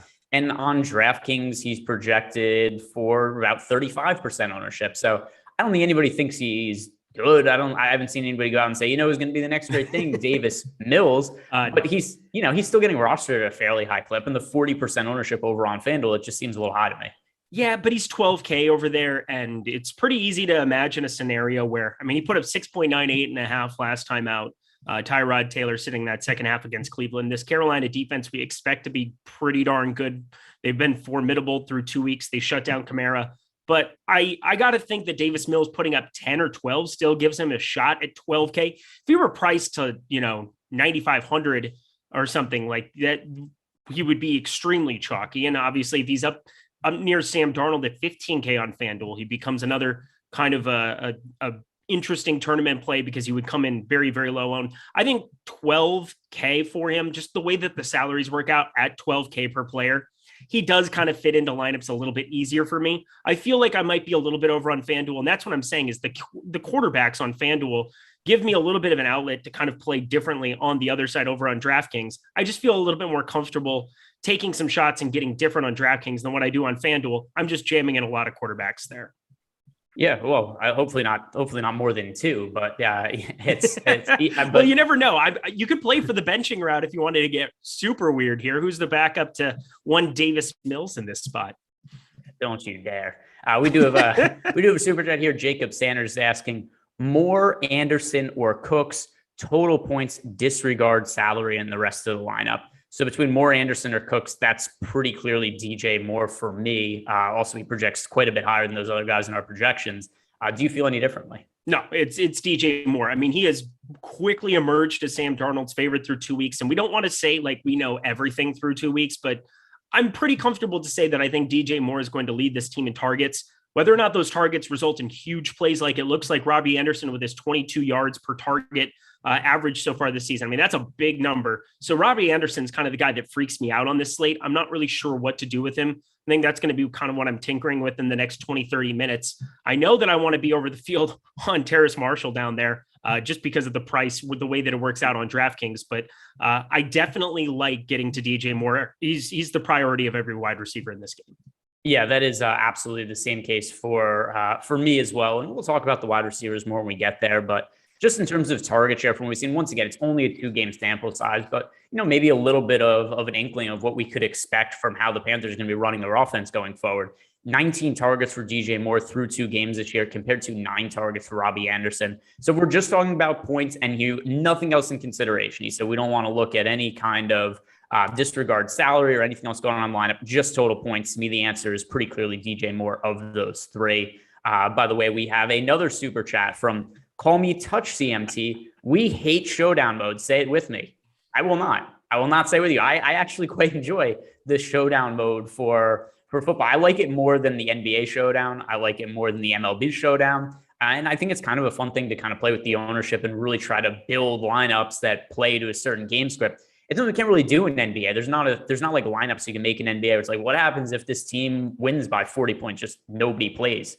And, same with baseball, is just kind of generally roster pitchers and look for value. But how do you feel about the showdown mode overall for NFL, Eric, compared to other sports? I think it's really entertaining because we're going to watch a lot of NFL games anyway. I mean, this is America's sport. Let's be dead serious. And I'm going to be watching this game regardless of anything else. So I might as well be playing some showdown here. Plus, with all the tools we have at Awesemo, it's so easy to build positive EV lineups. We talk game theory on this channel all the time. There's ways to get different. You want to be pivoting away from the field. And it's just such a fun sweat because, how many times can you wake up on a Thursday morning? Like normally with a Millie Maker on Sunday, we have this like nervous energy. It kind of just blows my mind that like these showdown slates are as big as what they are. You could just win $1 million today randomly. Like it's just a crazy amount of money, life-changing money, an opportunity every single slate. Hard to beat that because it doesn't exist in any other sport. Yeah, I'm rooting for Sean V tonight personally. That's whoever Sean V's playing. That's I hope you enjoyed your nap, Sean. I hope you can take your loser takes and just go to Loserville, USA, and just take a nap. How about that? Yeah, I'm gonna see if we get Sean V as my new. I want Sean V co-hosting on the show. Eric, I'm done with you. It's Sean V's time to get some airtime. Yeah, no, it's never Sean V's time. Let's be dead serious. We've got another super chat here from Legarian Bridgewater, CMC or Robbie Anderson for captain DK cash game. Christian McCaffrey all day. That's very I'm over the field choice. On CMC captain. You should just be over the field on CMC captain. That's just how this slate works. I mean, he's also saying for cash games, which then also just no brainer. You go to Christian McCaffrey in cash games for showdown slate. And that's a good transition to the running back position because Christian McCaffrey, he's a good play. I say it. I'm talking for you. You say it. Everybody in chat, we all agree Christian McCaffrey on the whole is going to be a good play in this spot. But the question becomes, how pertinent of a play is Christian McCaffrey today? Can you reasonably build lineups and feel good about not having McCaffrey in them? So I kind of relay this to the last showdown slate. To Monday, we had Green Bay, we had Detroit. You had other options. You had Aaron Jones, who obviously was the one who went nuclear. Devontae Adams, he didn't end up being the optimal or the winning captain. I don't know if he was optimal or not. I doubt it, but he was not in the winning lineup. I know. And that's just kind of how it worked out. But I still made money with a majority of my lives. I think I had 100% lineups with Devontae Adams. This is a completely different situation because there's no other person that's going to take away from Christian McCaffrey being your guy that needs to be in lineups, whether it's the flex or the captain. We can always debate that with any player. Robbie Anderson goes for 150 and 2 touchdowns. Yeah, he's probably going to be the optimal captain. That's what you're going up against, but there's no way around it. I'm going to have 100% of my lineups with Christian McCaffrey in it. And I think you should too. Yeah, that's where I'm at. I've got Christian McCaffrey in all my lineups too. There's other places I'm looking to differentiate a little bit, but Christian McCaffrey is not going to be one of those spots. The only thing I'll say is there any sort of reason that you might say, like, if I'm making a bunch of lineups, I'm going to play one that maybe doesn't have Christian McCaffrey and plays maybe say like Chuba Hubbard in the captain spot or in the MVP spot, just a way as you're saying, like, hey, there's going to be a massive amount of ownership going to McCaffrey. Right now, Hubbard, we have for, let's see, where is he at right now? I mean, you're playing the injury narrative with that too. Exactly. I mean, that's the exact thing. Like, if you want to do that, one lineup out of 150 every single slate, go right ahead. And I think Gundacker was just talking earlier about how he played a third string Bengals QB, which that's next level kind of stuff. But I got to think that if you want to do 1 out of 150, if you feel like this is entertainment and you want to burn that lineup and you want to play a backup QB, if you want to play a backup running back in any kind of these spots to play the injury narrative, I think it works out. My problem with it is that Chuba Hubbard's still going to get ownership. It's not like a 0.1% player or something of that nature. Like Chuba Hubbard's still gaining ownership. And so it's not like he's going to be unowned at the captain slot anyway. Yeah, and it's also, this is going to be a little different because we don't need the salary savings as much on FanDuel, but Hubbard is only projected for 2.8% ownership on FanDuel. He's actually one of the most positively leveraged skill position players in this game. The only player on FanDuel, at least with a better leverage score than Hubbard, is Robbie Anderson. That's mostly just because of a price point thing. But Hubbard is basically going unowned on FanDuel, even if he's not super popular on DraftKings either. But like you said, it's not 1%, but a little more ownership going to Hubbard on DK than FanDuel. But as a contrarian option on FanDuel, I really think he makes sense, especially in the game script. Number one, if McCaffrey gets hurt, all bats are off the table. And I'm not, don't build lineups, just assume McCaffrey gets hurt. But I do think there's a situation where Carolina gets up 21, 24 points. They don't want to use McCaffrey in the second half. And then they go to Hubbard to close the game out on the ground. It's something we've seen, not too long ago. He had 8 carries last week in a game that was, not all that competitive. So to me, I think that that's the spot where it really makes sense to maybe try to get some Hubbard. Last week against the New Orleans Saints, a game they ended up winning 26-7. Hubbard had 8 carries, didn't do anything with him. He only had 10 yards. He was also targeted once in the passing game. But if there's a game script where Hubbard is going to get targets in the pass game, he's going to carry the ball 8 times. That's something I have some interest in lineups that assume that this game is going to be a blowout. Okay, that's fair. And that's kind of the right way to build it. I was having a lot of fun in chat. Sorry. All good. And by the way, I know you're trying to win over the favor versus Sean V again, but once don't again, care. I'm honestly still don't care. Team Sean V here. If you guys want to see Sean V as the co-host going forward, like this video. If you don't want to see Sean V as the co-host, also like this video anyway, and also subscribe to the YouTube channel. That'll help us out a whole deal. But also vote with your thumbs up. Like I said, if you want to see Sean V as the co-host, thumbs up. If you want to see Eric as the co-host, thumbs up. We'll determine the results after the show is over. Lost. Congratulations, Sean V, on overtaking the anarchy. That's what this is. I like it when we could organize differently when you're the captain and you're the one hosting, but I'm in the host role today, so I get to call the shots, and that's where we're going. But cool. Here's where I think it's really tricky. What the hell do we do with the Houston Texans running back situation? Mark Ingram, Phillip Lindsay, David Johnson, all 3 of these guys are getting snaps. I personally think this is a terrible game script for Mark Ingram. He hasn't been super involved in the pass game so far this year. So I think that we're ultimately going to see either Phillip Lindsay or David Johnson pick up some reps as the garbage time back here in a pass catching type role. Do you see it the same way? And do you have any preference amongst these guys? Yeah, so I have a strong preference for David Johnson. And it comes off of last week. So they smoked Jacksonville, Mark Ingram day, and Mark Ingram ran a lot against Cleveland too. But what I'm looking at is 43% of the offensive snaps for David Johnson in week 2. It's a big number comparative when you're in a 3-down or when you're in a 3-back committee. Phillip Lindsay cuts into the workload of both Ingram and him there. I just think that looking at this game as a whole, like 6 total targets here, you're seeing these dump offs that have to be going his direction. I feel better about David Johnson than I think being the pass catching back than I do anybody else. Do you feel differently? I kind of like Phillip Lindsay a little bit. And it's mostly because here's the reason why, though. I have no clue what the hell this team is going to do with the running back position. I'm going to be forthright with that. But Phillip Lindsay is picking up significantly less ownership than David Johnson. So in a situation where I do not know what to expect, the first couple of weeks of the season, week 1, 4 targets for David Johnson in the passing game, 2 in week 2. And then we saw last week, only 1 target in the passing game for Phillip Lindsay. Did end up bring that into the end zone for a touchdown.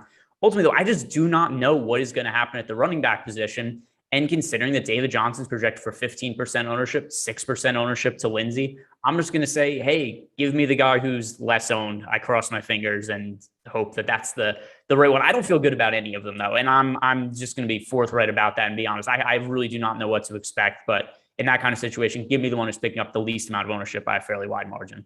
Okay. Yeah, I have no problem with it. If you want to go that direction, for me, it just makes more sense. I mean, 6 targets as opposed to your 2 for Phillip Lindsay here through 2 weeks. I feel a little bit more confident that he could be more of the pass catching back in this offense. And it's so weird to say. I always think of David Johnson as being like 40 years old. He's only 29. That was kind of shocking to see today. It feels like he's been around forever out of Northern Iowa, but David Johnson, I'm going to probably be prioritizing the most. And, he's the cheapest out of all those guys over on DK, as you said, kind of pulling a little bit more ownership here, but it's pretty, for me, I just feel comfortable leaving that salary on the table, even going from Lindsay to David Johnson. Maybe that'll get me a little bit different as well. I mean, I'm leaving a lot of salary on the table on a lot of these lineups, especially if it doesn't have Christian McCaffrey in the captain slot. There's a lot of times when I'm leaving 3-4K on the table, and I feel okay with it on this slate. Yeah, and then also by the way, I said, while I don't know what to expect from the running back position, the one thing I do feel pretty good about, and this also could end up being, I mean, who knows if this will actually be how they utilize the running backs. I do think that the weakest play of the group is Mark Ingram for a couple of reasons. Number one, I don't think there's a favorable game script for him. Number two, he is expected to be fairly popular. So he is one of the most negatively leveraged plays in our single game showdown tool. We've got Mark Ingram projected for 17% chance to be 17% projected ownership in the utility spot, with only a 12.7% chance to be optimal in the utility spot. So negative 5.5% leverage score there. I think that makes him the most negatively leveraged. I know Phillip Lindsay is the only one projected for more negative leverage, but actually negative leverage on all 3 of the Texans running backs. Yeah. So it's certainly not a situation that we need to roster. If we want to go to one, I prefer to go to Lindsay, but all in all, to summarize here, I don't really want to get too much of the Texans running back situation because I think it's a mess. Yeah, and I think that we can take so many shots on guys like Anthony Miller, Chris Connolly. I mean, getting down here to Andre Roberts feels a little crazy, but that's somebody you can definitely play as well. I think that just having the PPR bonus that exists over on DK, having it be point per reception, just give me some wide receivers, try to spread it out that way, because I very highly doubt any one of these 3 running backs gets close to a 100-yard bonus. And that's kind of what you're hoping to hit with a running back in this spot. But 3-headed monster, it doesn't look very good. But out of the 3, I'm still going to get to David Johnson the most. Yeah, and then I also have to bring up here that sponsoring our show today, it is No House Advantage. And Eric and I, we did a No House Advantage show a little early in the day, so we're familiar already with the props. And I kind of know where Eric's at on this because, once again, we've already talked about it today. If you guys are new to No House Advantage, head on over to the site. Use the promo code Awesemo when you're making your first deposit. You'll get a $25 deposit bonus when using the promo code Awesemo. Now, speaking of these Texans running backs, one of my favorite plays over on No House Advantage today, Mark Ingram for under 0.5 rushing touchdowns. That's the line they have him set at. And I think he is far more likely to not score than he is to score. It's something that we have hitting with an ROI of around 30%. So Mark Ingram under 0.5 rushing touchdowns. Eric, has anything changed since we talked about this 3 hours ago that makes you feel differently? So we talked about it yesterday is what we did. Was it yesterday? It was yesterday, but honestly, I totally understand where you're coming from, where it all bleeds together. And, Monday through Wednesday, I mean, people don't understand how much work Greg's putting in. Not only does he do, 13 different sports here at Awesemo, he throws MMA in here randomly from time to time as well. But the guy's making his own lineups. He's running the NFT streets. And then he's Mr. YouTube. He knows all the things YouTube related. So I have no problem in you screwing that up. I'll give you a free pass this one time and one time only. Still angry at Sean B, whatever. Mark Ingram, definitely like less than rushing touchdowns here, without a doubt. 0.5 rushing touchdowns. Yeah, he probably is the guy who ends up getting the goal line carries, but how many goal line carries do you expect in this game for Houston? My answer is not many. So take that for what you will. The other prop that I really like on NHA, 75.5 rushing yards for Christian McCaffrey. If you think Carolina is going to jump all over Houston, and I think that's the way most of us think about it, played more than 75.5 rushing yards. And I think you're still on board with that one too, right?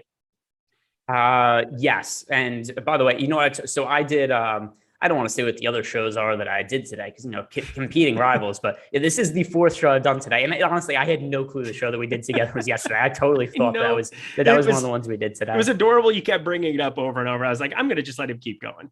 In my world, it's a fact. And I'm actually convinced that you're still wrong and I'm right here. But we do have another super chat here from D Owens 89. He's saying Marshall or Arnold.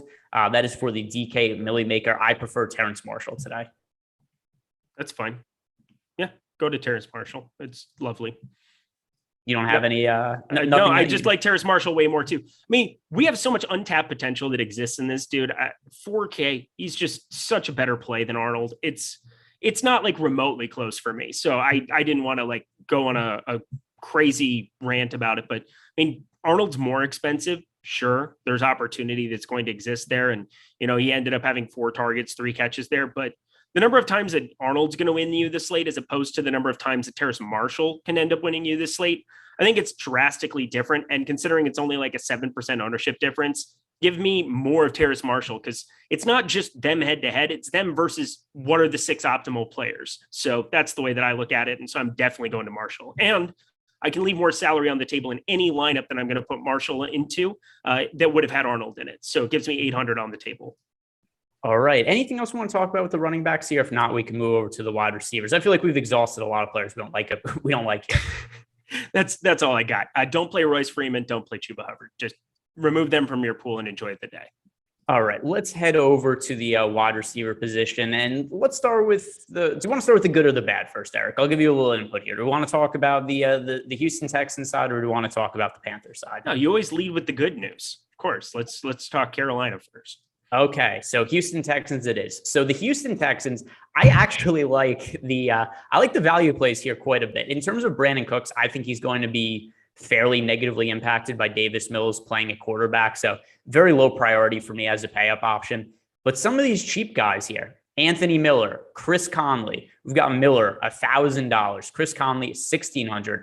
I think these are 2 of the strongest value plays on the entire slate. Also over on FanDuel, we've got Chris Connolly at, 7,000. I like Chris Connolly a lot on both sites. He's picking up a limited amount of ownership over on FanDuel at a 7,000 price point. We have him with a 20.6% chance to land in the optimal lineup. DK also, I think that he makes for a really strong value play. What do you think of Anthony Miller and Chris Connolly? Because I think these 2 guys are kind of interchangeable as the 2 best punt options tonight. Anthony Miller is my highest owned player from Houston on both sites. So Anthony Miller is a guy that this morning, you never know what to make of this because he was injured. He was also a quote unquote healthy scratch. How healthy are you in week 2? They probably aren't looking to push him. They won a game against Jacksonville. It looked pretty bleak in week 2. Not a game that anybody expected them to win. Now you lose 2 other wide receivers. So you lose Nico Collins, you lose Danny Amendola. Anthony Miller steps into a role immediately here. He's 1,500 in the captain spot and allows you to jam in everything. He's 1,000 sitting in the flex spot over on DK. Even with the Bears, it wasn't necessarily always there. I mean, you can go through his Bears box scores. It's not exactly pretty, but there were a number of times that he expressed a ton of upside. I know week 1 last year, he was a guy that a lot of people ended up winning money off of. 76 yards and a touchdown in that spot. There were so many times over the course of 2019 where he was winning slates. I mean, week 15 against Green Bay, 118 on 15 targets and a touchdown, 13 targets, 140 against in week 13 there in 2019. And I know this was 2 years ago, but he had Mitchell Trubisky behind center there. And I got to think that, this is another really bad quarterback, but this is a guy that is not your normal $1,000 wide receiver on this bottom end.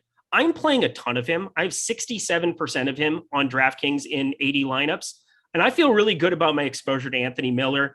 I'm willing to ride or die with this play. I think he allows you to leave a lot of salary on the table, 46,000 total of your salary. So 4K on the table in some of these spots, not necessarily getting to like beyond 5K, but Anthony Miller is not your typical guy here at $1,000. I think there is a ton of upside for him. I was kind of bummed out. Everybody was really hammering him home here over the course of the last show into this one, but no way around it. I'm just saying, Anthony Miller, I'm willing to ride or die with him. Anytime you can play a guy who wasn't even active the first 2 weeks of the season and now is going to be a wide receiver 3, you just got to do it. Yeah, and by the way, I mean, we have him projected fairly well, and it's 1,000. Like at $1,000, there's not really going to be somebody that just destroys your lineup. He scores 0 fantasy points. Are you going to win a GPP with him? No, most likely not. But is your night ruined because you roster somebody for $1,000 and they scored nothing? No, probably not. But our projections, he does come out looking pretty favorable. Not that he's likely to be the top scoring player on the slate or anything, but he's projected for 16.8% ownership in the utility spot. We have him with a 20.5% chance to be optimal in the utility spot. So that makes him one of the most positively leveraged plays on the slate, particularly just for a cheap purpose. But I still prefer, I hear everything you're saying. I like Anthony Miller a lot. I still slightly prefer Chris Connolly. He just projects a little bit better for us. The ownership slightly higher, but so is the odds of being in the optimal lineup, where we have Chris Connolly project for 21.7% ownership, but a 29.5% chance to be in the optimal lineup. That makes him the second most positively leveraged player on the entire slate. Only Zane Gonzalez ahead of him over on DraftKings. So with your strong stance on Anthony Miller, does that at all inhibit the amount that you're getting to Chris Connolly? Yeah. Yes, I have less Chris Connolly. Obviously, I have less of everybody from Houston. I mean, part of this is that it's hard to figure out a guy at $1,000 that I would want to be playing more, not just on this slate, but I mean, he makes it so easy to play a bunch of McCaffrey here. You don't need much production for him to end up being optimal. And I think you could be a slate breaker. I don't feel the same way about Chris Connolly. I just don't feel like Chris Connolly is going to go out and get targeted 10 times, and end up getting, 6-7 catches here, 70 yards, and end up being optimal a majority of the time here. For me, it just also allows for me to play more McCaffrey in the captain slot, which I think over the long haul, looking at somebody who's 56.3% of the time in the top lineup, captain optimal 37.8% of the time, even if he ends up 45% of the time. This is kind of how I look at Garrett Cole in MLB, DFS, some of these top pitchers, whether it's anybody from the Milwaukee Brewers, it seems like you want to play even more than the field in some of these spots, even if it's just like a slight downtick, just because of the number of times it works out. If you can hit the other players in the lineup, and I'm getting lower ownership on him than I am to Chris Connolly, you just have so many ways of finding a way into that split of optimal. I just think that it makes more sense for me on this slate. And I get Chris Connolly. I completely understand that he would be the wide receiver 2 in this spot, but I think there's a ton of untapped potential here in Anthony Miller. And I just think the number of times he wins the slate over Chris Connolly is just much larger. Yeah, I mean, I really rely on our top showdown tool when I build my lineups, and just that there's such a big gap between the two, which, by the way, I'm overweight to the field on both Anthony Miller and Chris Connolly anyway. So I think both of them are strong plays, and you could play them both in the same lineup, and then you just have unlimited salary to spend up. I don't really view either of them as a great captain option. I saw somebody throwing that in earlier about maybe playing Anthony Miller in the captain option just to save a lot of salary. Other than Christian McCaffrey, though, there's not that many guys I'm dying to spend up for on this slate. So I think that might be a little bit unnecessary. But due to your love and your ride or die nature here with Anthony Miller, are you playing him in the captain spot? I have 4%. So nothing crazy in the captain. I mean, I like the look of those lineups. And I mean, the thing is that I think they're going to look like almost every single lineup. That's what happens when you get down to this bottom range, is that they almost all look identical. Like, it's very hard to not jam in the top projected studs on the other side of it. They all have Darnold. They all have Christian McCaffrey, obviously. There's a number of ways that I'm going to those same exact kind of lineup builds. So I think it makes more sense for me to play Anthony Miller where I'm playing Christian McCaffrey in the captain, and then I'm playing Chris Connolly in some of those lineups as well, and kind of leaving a bunch of salary on the table. I think I'm going to avoid duplication more that way.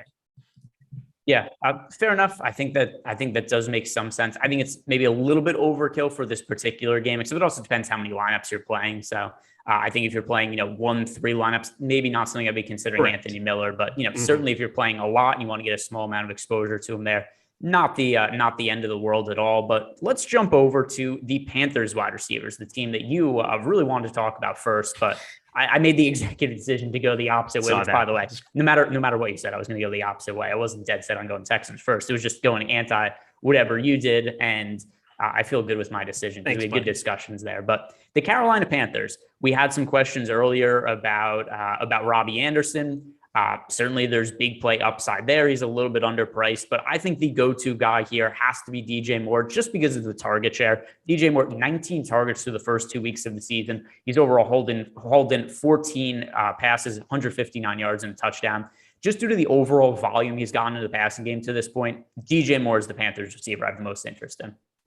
Okay. And I'm the same exact way. I mean, everything you said is kind of how it lines up. And I mean, you just have to look at the targets through two games. I mean, it makes no sense to me that you would want to play anybody else in bulk. I mean, 19 total targets there for DJ Moore. It's a large number, and that's a lot of opportunity cost to be passing up in order to play Robbie Anderson. And again, Robbie Anderson could just take 2 long ones to the house, and then you're in a lot of trouble here. But only 9 total targets for him. I'm a little bit surprised by that. I'm playing loco in our Awesemo league here.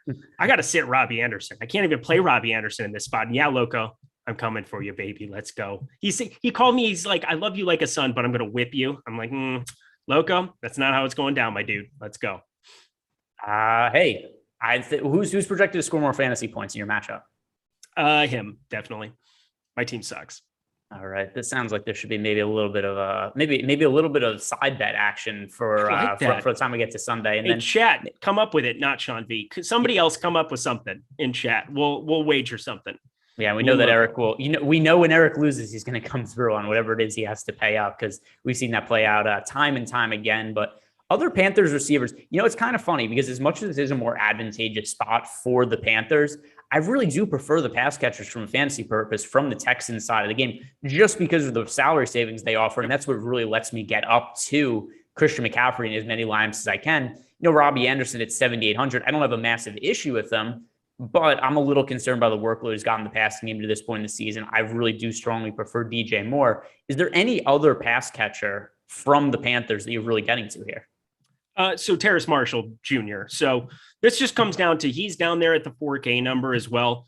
You look at the way that the ownership is playing out here on the top end. I mean, obviously it makes sense that Brandon Cooks is getting the most. He gets all the opportunity here in this spot. And Chris Connolly then as well, 1,600 for him. Hang on, let me just jump back over here. It's just taking forever to load. Of course it is. There's the Carolina side. Thank you so much. There we are. DJ Moore, Robbie Anderson, 35.8, 32.6. That makes a lot of sense. But you're getting a discount going down to Terrace Marshall. And through 2 games here, he has 6 targets to Robbie Anderson's 9 here. And they're kind of looked at to be doing the same thing. I mean, it's definitely going to be Terrace Marshall's going to have some blow up games in the near future. The guy's a dynamic playmaker. I do believe that. And at 4K for him right now, play him in some lineups where you just remove Robbie Anderson. If you're leaving 0, just take Robbie out and play Terrace Marshall, and you're different. And you're avoiding so much duplication that I think in the long run, it is absolutely worth it. So that's kind of what I'm doing in some of my hand builds where it's like zeroed out more towards, $200 left on the table or something. Remove Robbie, put in him, make money. I dig it. And by the way, if you just look at some of the projections we have on the site in terms of odds of players landing in the optimal lineup, we have Terrace Marshall being optimal 30.1% of the time. Here are some of the guys that he is projected to have a better chance of being in the optimal lineup than. He's a better chance of being optimal than Davis Mills, who is projected, or not projected, who is $4,400 more expensive. So if you're going with a Panthers onslaught stack that leaves out some of the Texans skill position players of Davis Mills, we have Terrace Marshall projected with better odds of landing in the optimal utility spot than Davis Mills. So there's definitely ways you can get creative and leave some salary on the table with Terrace Marshall. So that's something also I did in some of my lineups. But once again, really my priority wide receiver is going to be DJ Moore, some of the cheaper Texans guys, anybody else here that really stands out. And we could rope the tight ends into this. I do not think this is a particularly good slate to get to the crappy tight ends in this context. Yeah. I'm going to lose money if one of the tight ends goes off. I mean, Dan Arnold, 4,800. I prefer every Houston wide receiver on the bottom end, Chris Conley, Anthony Miller, to Dan Arnold. And he's carrying 15% ownership. So Dan Arnold, please, not today. That would be great. Same thing with Ian Thomas. Yeah, and Ian Thomas is more of a pass blocker. Some of the,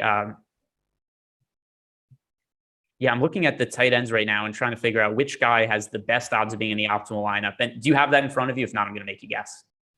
I'm looking at it right now. Optimal. I mean, it's way down here because they're not even showing up. But let me group it based on salary. That'll be easier to look at it. Jordan Akins, 0.5% of being captain, or what is that? 0% top percentage. Okay. Well, I mean, that's just to be the top. 5.6% for Jordan Akins. I think at 2,200, if I had to play a tight end, like if you're going to make me play a tight end in this game, I think he would make the most sense. I mean, Pharaoh Brown is gaining identical ownership here. Jordan Akins, we have projected even a little bit better. I mean, he had the 2 targets in the last game. Pharaoh Brown, 0 there. He ended up going 5 for 4, 67 yards in week 1. But I just think Jordan Akins probably the better target between the two anyway.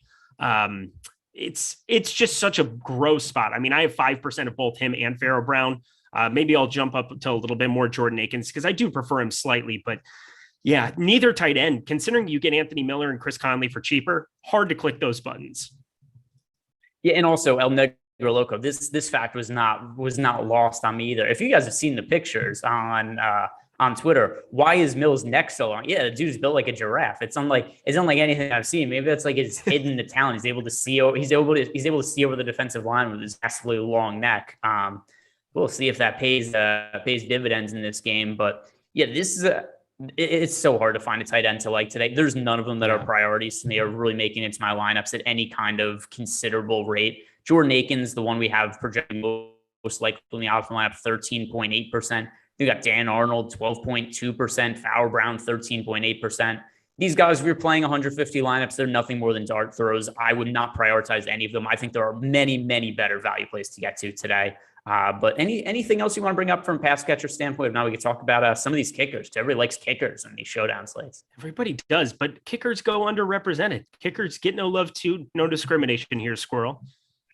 You know what's funny is no, I don't. I do not get the reference at all. I have no clue what it is, but I kind of giggled and was like, "Hey, I know what he's talking about," because I knew it was supposed to be a joke. So I was like, "Hey, I get it. I'm cool." But no, I don't know. I don't know what the reference is whatsoever. Outcast, Speaker Box, Love Below, one of the best albums of all time. Flat out fact. By the way, also shout out to Eric, because last game we were talking about the kickers we did last Thursday. And you like the kickers in that spot. You were even going as far as to say that you were willing to play kickers in the captain spot. And then the kickers absolutely just crushed last week in that showdown contest. I can't remember which kicker it was. I think somebody But I'm just getting trolled about Sonny Michel from now until the end of my life. So anything I do doesn't matter. Like, I truly get no credit for anything at this point. All I do is get made fun of for one call. One call. Are you going to play Sonny Michel tonight? I'm not. Okay. Thanks, Greg. Are you going to play the kickers tonight? Yes, Greg, I am. Thank you. And by the way, the kickers. Asshole. So it was was it listen, I try, but it's, I'm over the field on kicker just about every single showdown slate because I think they go underrepresented. Alex has pointed that out numerous times, and yet I don't think people feel comfortable doing it. But you have to understand, 9 points from a kicker is pretty probable in a lot of spots. 7-9 points. And that's basically like ceiling performances for a lot of players underneath 4K. So that's kind of the differentiating piece. I think people also understand that in a shootout, kickers might not necessarily have the edge up in a PPR format. So I understand the way that this works for people's minds and why hand building people don't land on a lot of kickers, but I will routinely be over the field, especially in some of these lower total games. Yeah, and also I think captain spot. This is something Terry had posted information about in the YouTube chat during our show last week, where he said in general in the captain spot, kickers, it's kind of hard to find upside there. I think it was over the last 3 years was the sample size. There's only been 2 kickers that have landed in the optimal lineup as the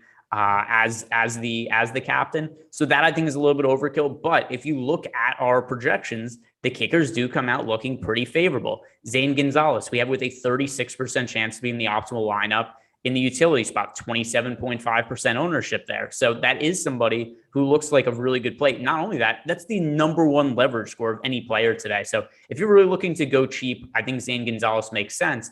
But I'm going to put you on the spot a little bit here, Eric, because you said you really like Terrence Marshall. Who would you rather roster, Zane Gonzalez at 3,800 or Terrence Marshall at 4,000? I will tell you the exact number of the two. I mean, Terrace Marshall, I like a lot. So maybe that's not the right. I mean, I have a lot more Terrace Marshall. I have 50% of him over the course of my lineups. I only have 30% of Mr. Zane Gonzalez. So there's that if we want to get exacting with it. I mean, kicker, we've got projected for a lot higher than we normally see in this spot. So I will say flat out that, like, I am surprised to see some of the ownership going there. That being said, I'm still over the field on both numbers. Zane Gonzalez makes a really good kicker play, and there's really no way around it. I think you can probably get away from more Sly on the other side, but I'm still going to be over the field on that too.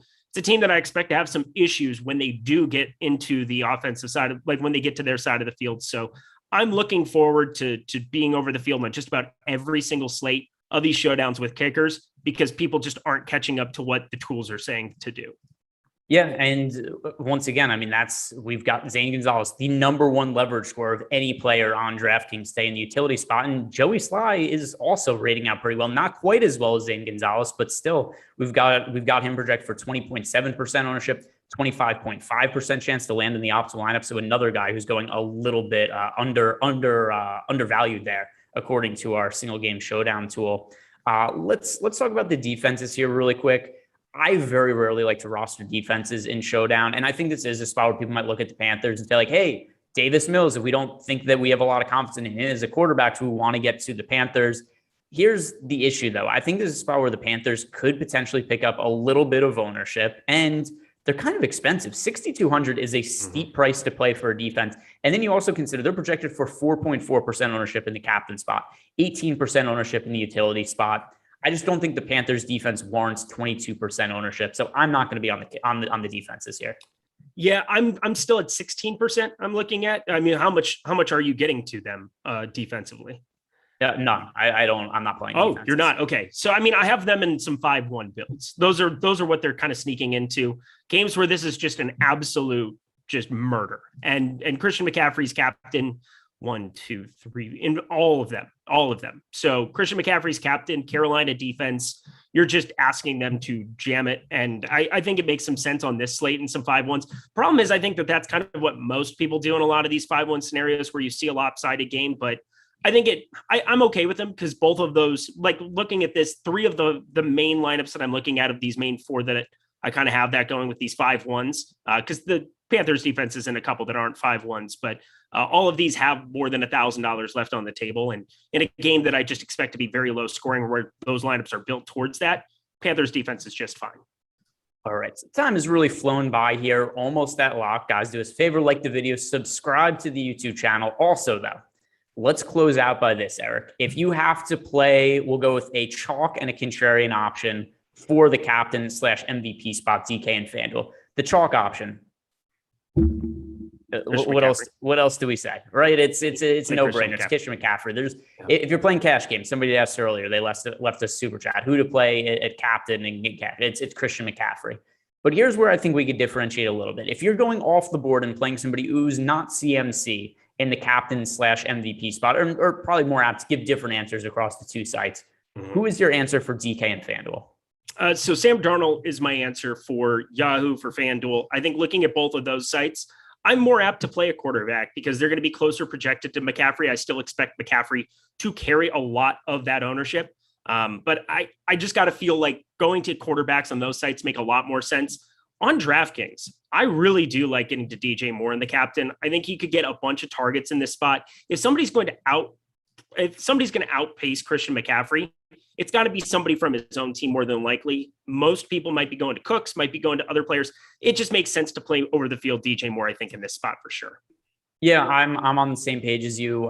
For FanDuel purposes, we have 8.2% captain ownership projected going to DJ Moore, 11.3% chance to be the top scorer on the slate. And then we've got over on DJ Moore, 11.2% captain ownership in the captain spot, 15.4% chance to be the top scorer on the slate. It's really hard to feel super confident in anybody who's not Christian McCaffrey because McCaffrey is by far the most likely player to land in the optimal lineup as the captain, and even to the point where he looks like he's being a little bit underrepresented. We have him with a 56.3% chance to be the top scoring player in this game.